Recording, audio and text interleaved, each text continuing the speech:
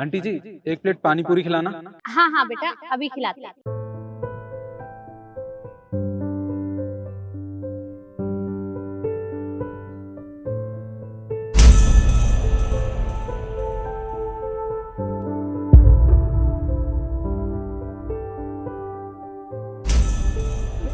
माँ, माँ, माँ, संभालो अपने आप को।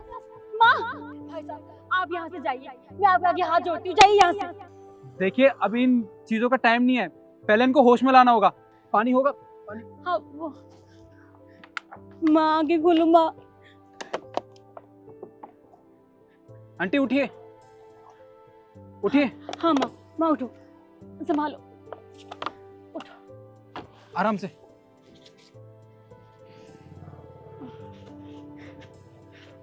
संभालो माँ। देखिए भाई साहब, मेरी माँ होश में आ गई हैं, अब आप यहाँ से जाइए, प्लीज जाइए यहाँ से।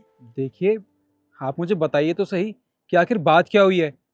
ये मुझे देख के अचानक से बेहोश क्यों हो गई? देखिए आपको समझ में नहीं आ रहा मैं आपको क्या बोल रही हूँ, आप जाइए यहाँ से। मेरी माँ को दिल का दौरा पड़ा है, वो बड़ी मुश्किल से ठीक हुई हैं। आप जाइए यहाँ से, मैं नहीं चाहती कि उनकी तबीयत बार बार खराब हो जाए, प्लीज जाइए यहाँ से। मेरी बात समझने की कोशिश कीजिए। देखिए, आप चाहती हैं कि मैं यहाँ से चला जाऊं, और मैं चला भी जाऊंगा, पर अगर मैं पूरी बात बिना जाने चला गया ना, तो मुझे जिंदगी भर पछतावा होगा कि आखिरकार बात क्या हुई थी, ये मुझे देख के बेहोश क्यों हो गई। देखिए, आप मेरी छोटी बहन की तरह हैं, आप प्लीज मुझे बताइए तो सही। अब भैया आपने मुझे अपनी बहन बोला है तो मुझे बहन का फर्ज तो निभाना ही पड़ेगा। वो क्या है भैया, मेरे भी एक बड़े भैया थे जो कि आर्मी में थे, लेकिन एक दिन वो बहन, बहन जल्दी से मेरा खाना लगा दो। बेटा तू ये वर्दी पहनकर कहाँ जा रहा है? अरे माँ माफ करना, अभी ना मेजर साहब का फोन आया था, बॉर्डर पर ना लड़ाई छिड़ गई है, मुझे इमरजेंसी में निकलना पड़ेगा, उन्होंने टिकट भी बुक करा दी है। भैया पर अब अभी तो आए थे, अब जाने की बात कर रहे हो। बहन रुकना तो मैं भी चाहता हूँ, पर मैं क्या करूँ, मेरी जिम्मेदारियां मुझे बुला रही है वहाँ पर। आप ना हमेशा ऐसा ही करते हो, सारी बहनों के भाई ना हर त्योहार पे उनके साथ उनके घर होते हैं, और मेरा भाई हमेशा मुझे छोड़ के चला जाता है। आपको पता है ना दिवाली आने वाली है, कम से कम दिवाली तक तो रुक जाते। बहन तुम चिंता मत करो, मैं दिवाली से पहले ही आ जाऊंगा, और इस बार की दिवाली हम सब साथ मनाएंगे। पक्का? हाँ पक्का। कोई बात नहीं बेटा, जाने दे इसे, अब इसका बुलावा आया है तो जाना तो पड़ेगा। और देख बेटा, तेरा भाई देश के बॉर्डर पर पूरे देश की रक्षा करता है, और अगर फौजी लोग देश की रक्षा नहीं करेंगे तो फिर हम सब लोग आराम से दिवाली कैसे मनाएंगे? हाँ माँ, आपने सही कहा। माँ आशीर्वाद दीजिए। मेरा आशीर्वाद हमेशा तेरे साथ है, पर तू अपना ध्यान रखना। ठीक है माँ। बहन तुम ना अब एक काम करो, टिफिन पैक कर दो, मैं रास्ते में खा लूंगा। ठीक है, मैं अभी लेके आई। बेटा ध्यान से जाना। माँ आप ना बिल्कुल चिंता मत कीजिए, मैं बस यूं गया और यूं ही आया।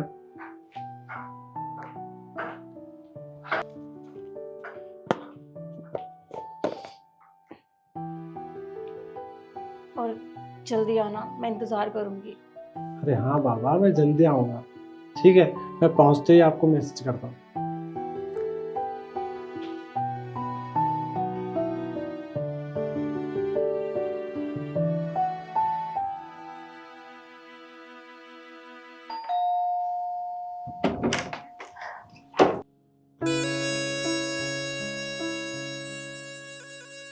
हाँ जी, आप कौन? जी आप केशव जी की बहन है? जी।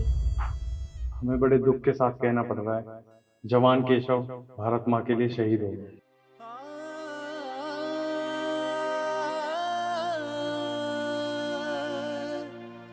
जय हिंद।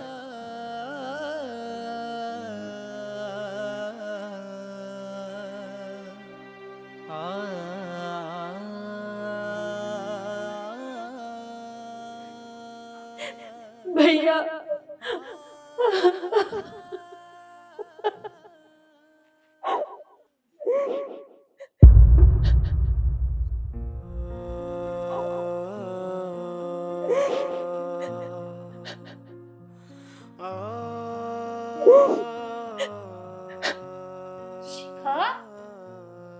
क्या हुआ बेटा, तू ऐसे रो क्यों रही है? माँ, भैया मुझे छोड़ के चले गए, वो कभी वापस नहीं आएंगे माँ, वो मुझे छोड़ के चले गए माँ।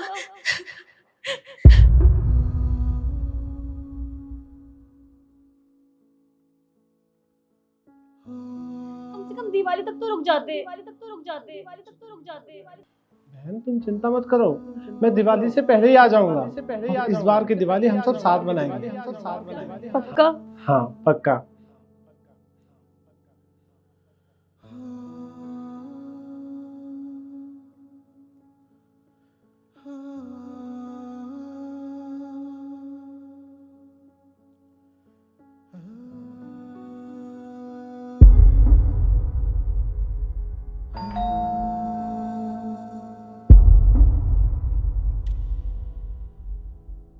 नमस्ते भाई साहब। नमस्ते तो ठीक है, किराया कब दोगे?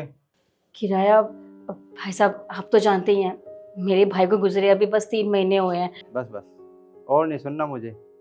हर महीने किराया लेने आता हूँ, तुम्हारे पास सिर्फ यही बात रहती है, मेरे भाई को गुजरे हुए 3 महीने हो गए। ऐसे तो तुम पूरा साल निकाल दोगे। मैंने कोई धर्मशाला नहीं खोल रखी है, किराया मांगने आता हूँ क्योंकि मेरा मकान है। किराया दो वरना मेरा घर खाली करो।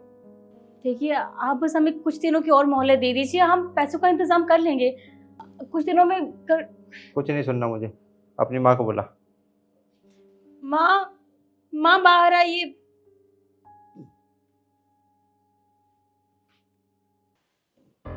चलिए घर खाली कीजिए।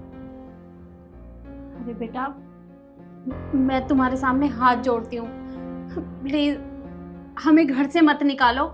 देखो मैं कुछ दिन में किराए का बंदोबस्त कर दूंगी, तब तक हमें यहाँ रहने दो।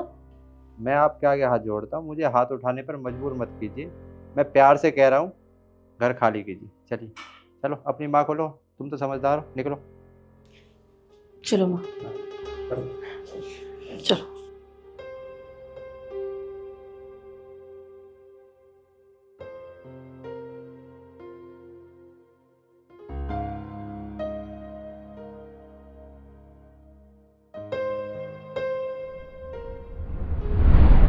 हमने अब तक बहुत कुछ सहा है। मैंने अपना भाई खो दिया और एक माँ ने अपना बेटा। अब हमसे और बर्दाश्त नहीं होता, और आपको देखकर मेरी माँ वैसी बहुत परेशान हो रही है। अब आप यहाँ से जाइए, मैंने आपको बात बता दी ना। देखिए, मुझे आपके भाई और आपके बेटे के बारे में जान के बहुत दुख हो रहा है। वो एक फौजी थे, पर आप खुद सोचिए ना, जब तक वो जिए तो अपने देश की आन बान और शान के लिए जिए, और वो इस दुनिया में नहीं रहे तो क्या हुआ? आपको पता है, उनका नाम ना अमर हो चुका है, हमेशा हमेशा के लिए, और वो लोगों के दिलों में हमेशा जिंदा रहेंगे। और एक बात और, मैं भी अनाथ हूँ, मेरे आगे पीछे कोई नहीं है, परिवार कहने के लिए मेरे पास एक इंसान तक नहीं है। मैं चाहता हूँ कि मैं आपका बेटा बन के रहूँ और आपका भाई, और मेरी सैलरी भी आती है हर महीने, पर वो मेरे किसी काम की नहीं है, क्योंकि वो मेरे अकाउंट में चली जाती है, और वो पैसे मेरे किसी काम नहीं आते, बस मेरे अकाउंट में पड़े रहते हैं। और मैं चाहता हूँ वो पैसे आपके काम आए, और अगर आपने मुझे अपना लिया तो मुझे भी एक परिवार मिल जाएगा, एक माँ और एक बहन मिल जाएगी मुझे। पर बेटा, हम तो तुम्हें जानते भी नहीं है कि तुम कहाँ रहते हो, कौन हो, फिर ऐसे कैसे? देखिए, मैंने इनको अपनी छोटी बहन कहा है, और मैं आपको अपनी माँ मानता हूँ। मैं चाहता हूँ कि मैं आपके साथ रहूँ। आपका बेटा तो एक फौजी था ना, और मैं भी तो एक फौजी हूँ, जुड़ गया ना रिश्ता। ये तो बहुत अच्छी बात है। मुझे तो लगा था कि भारत माँ ने मेरा एक बेटा ले लिया है, पर मुझे नहीं पता था कि भगवान मेरे पास मेरा दूसरा बेटा भेज देगा, जो हम दोनों का ख्याल रखेगा। देखा बेटा, तुझे एक भाई मिल गया। अब तक हम दर दर की ठोकरें खा रहे थे, बस इसी काम से हमारा गुजारा चल रहा था, और मेरे साथ मेरी बेटी का ये हाल हो गया।